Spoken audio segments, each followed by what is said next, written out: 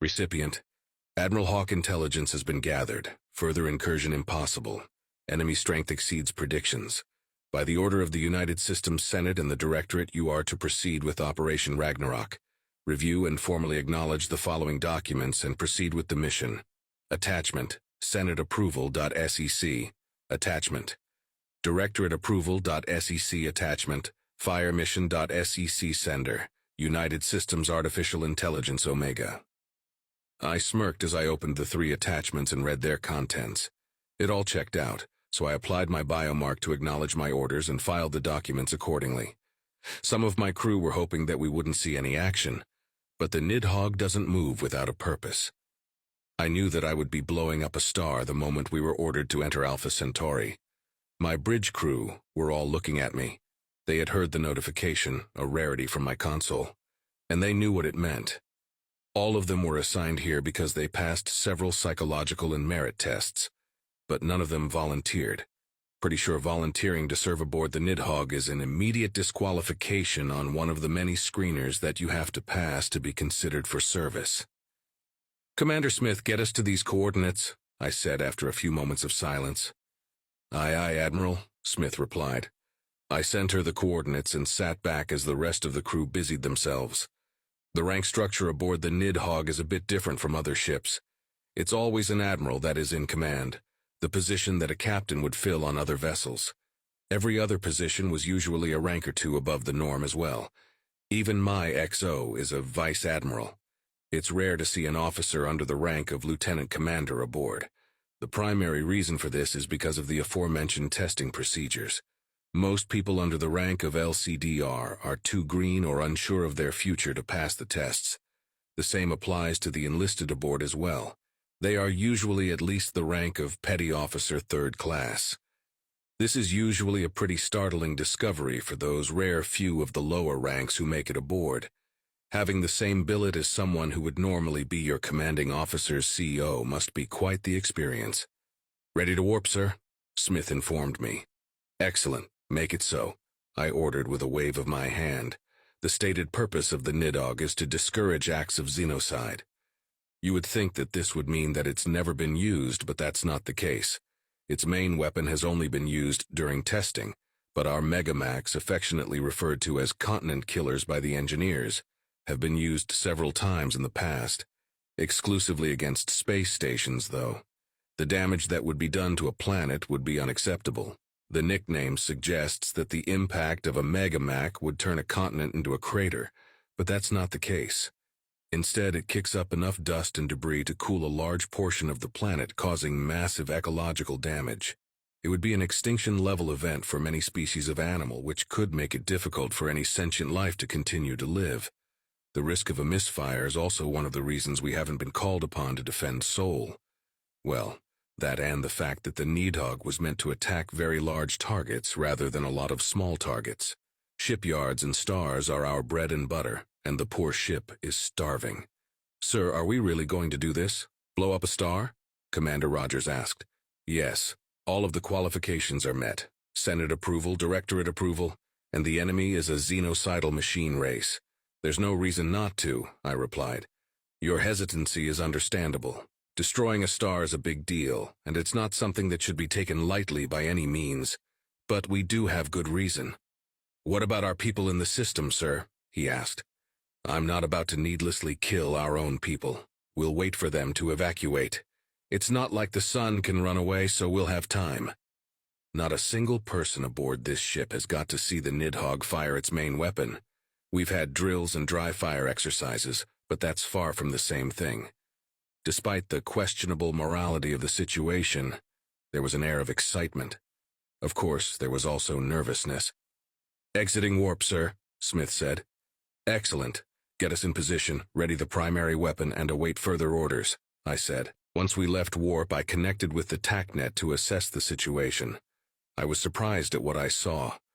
A casualty count in the thousands was unexpected given our previous engagements with the OU. But I soon figured out the cause for the casualties. "What the hell is that?" I asked no one in particular. "That, Admiral Hawk, is a mobile prime platform. Its designation is Prime 29. It's pretty much a shipboard AI on a ship that is the size of a planet. No one in particular answered. "Hello, Omega. I take it that this is the reason for our fire mission?" I asked the AI as it appeared in its avatar form. Other admirals had just found out about Omega's ability a few days ago, but I had known for decades. It's likely the reason I got this post to begin with. It keeps me away from the majority of the fleet, including the other admirals. That prevents me from sharing what secrets I've learned, not that I would. "Part of the reason?" the AI replied. "What's the other part?" I asked. "Well, there are 4 other planets in the system. This MPP is designated Prime 29. This begets the question, where are Primes 1 through 28? My eyes widened a tad. That's as good a reason as any. But the other planets aren't shooting. Are we sure they're AI too? No, I suspect that they are in a hibernation mode of sorts. It's the only thing that explains why Prime 29 didn't immediately react to our invasion. I must have woken it up when I tried to access its internal systems," Omega said. "The reason that the other planets haven't begun shooting is either because they're not MPPs, or because I was able to mute Prime 29 and it can't call for help. For now." I took a moment to absorb this information before I asked, "Are those Megamax that it's firing?"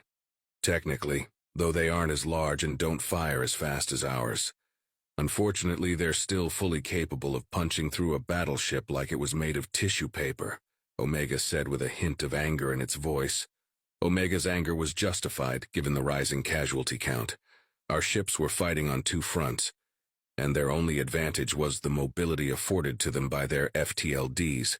It was a fickle advantage, though, because you couldn't predict how many jumps you had left, and at some point you would have to stop and recharge. "We've reached our position, and the primary weapon is charging, sir," Smith informed me. "Now we wait for our gun to charge and for our people to get the hell out of the way, I suppose." I tapped my fingers on my armrest as I began to think about the situation a bit more. Some of our ships were rescuing escape pods and dodging enemy fire simultaneously. More and more casualties filled my notifications.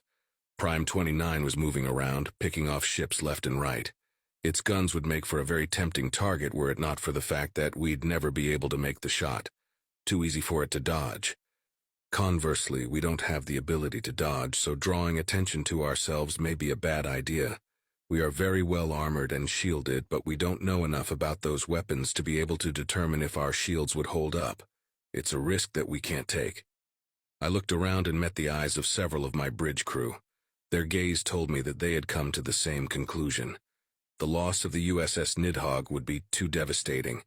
There's almost no chance that it wouldn't lead to a civil war. If the Dreadnought Reserve were revealed, the people of every species would be in an uproar. There are many vocal opponents to the Nidhogg, and even more quiet opponents. Finding out that we had more than one dreadnought would stir them into a frenzy. Even if the reserve were kept a secret, many would take the Nidhogg's destruction as a sign of weakness. Old enemies would resurface, and new ones would join them. The corrupt and power-hungry would begin to vie for control, and the U.S. would have to respond. It would be a bloodbath. The USS Nidhogg. The mythical Nidhogg was a dragon that gnawed at the roots of the world tree. Now it's a monster that is slowly gnawing at the roots of our society, gradually leading us to our doom. What a fitting name. "Sir, we're charged and prepared to fire on your mark." "Understood." I watched as our ships left the system one by one and joined us, forming up with their fleets. Prime 29 seemed content to chase the ones that stayed instead of turning its attention towards us. Perhaps it's acting on what it determines to be the biggest threat. Or maybe it somehow can't detect the massive energy burst building at our bow. It wasn't until the last of our ships left the system that it began to turn our way. I stood and said, "Fire!" The entire ship rumbled as the primary weapon began its firing sequence. An alert sounded, and I noticed that Prime 29 had fired its Megamax at us. A futile effort that was made far too late. Those rounds would never reach us.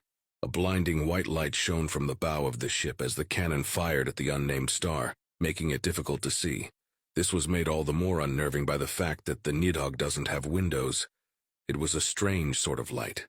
You would expect it to be warm or cold or something. But no, just light. Even shielding my eyes didn't work. The light went through everything. A byproduct of the weapon and completely benign according to our briefing. It didn't hurt my eyes, but it was unsettling to not be able to see anything. The light got brighter and brighter minute after minute until finally the weapon powered down. My sight returned instantly, and I saw that the TAC map was no longer registering the star as a star. The red blips on the TAC map had begun to disappear as well. The blips disappeared faster and faster until finally there was nothing left. They were all gone. No ships, no Prime 29, not even any planets were left. No enemy warp signatures detected either. They hadn't escaped. The impact of this moment finally hit me. The Nidhogg had been used against an enemy force to devastating effect. It's by far not the first time in history a powerfully destructive weapon had been used, but to actually be present for one was awe-inspiring. I was reminded of the inventor of the nuclear bomb, J. Robert Oppenheimer. What was it he said? "Now I am become death destroyer of worlds," I said. "Tisk," said Omega.